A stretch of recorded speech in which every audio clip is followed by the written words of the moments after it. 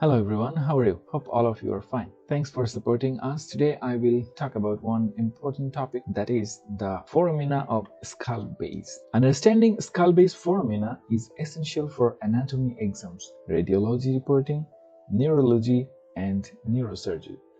In this video, I will explain the skull base foramina and their contents in a simple, logical and exam-oriented way with clinical and imaging correlations.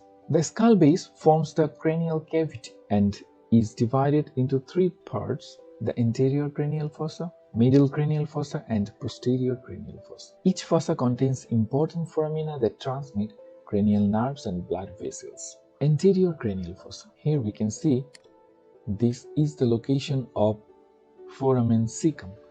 It's located between the frontal bone and ethmoid. May transmit an emissary vein connecting nasal veins to the superior sagittal sinus. Now, cribriform plate of ethmoid. Here we can see this is the location of cribriform plate of ethmoid. There are multiple small foramina in the cribriform plate which transmit the olfactory nerve fibers. Cranial nerve number 1 from the nasal cavity to the olfactory bulb. Sometimes the fracture of the cribriform plate can cause CSF rhinorrhea and anosmia. Now, middle cranial fossa. Here we can see this is the optic canal. It transmits optic nerve, the cranial nerve number 2 and ophthalmic artery. Now, superior orbital fissure. Here we can see this is the location of superior orbital fissure. Here is the location on left side. This fissure transmits cranial nerves 3, 4, 6 and the ophthalmic division of trigeminal nerve, along with the superior ophthalmic vein. Now come to the foramen rotundum. Here we can see this is the location of foramen rotundum. It carries the maxillary nerve, which is a branch of trigeminal nerve.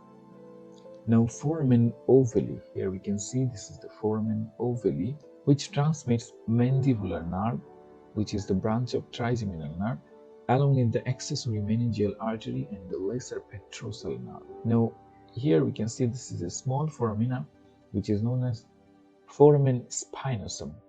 Foramen spinosum carries the middle meningeal artery and vein. Enlargement of the foramen ovale may suggest trigeminal schwannoma or perineural tumor spread. Now, come to the posterior cranial fossa. Here we can see in posterior cranial fossa, there is internal acoustic meatus. This transmits facial nerve, cranial nerve number 7, and the vestibulocochlear nerve, cranial nerve 8, and the labyrinthine artery.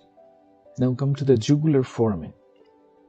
The jugular foramen, which transmits cranial nerve 9, 10, and 11, along with the internal jugular vein.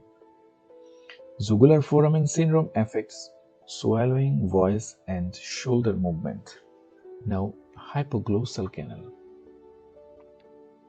Here is the location of hypoglossal canal.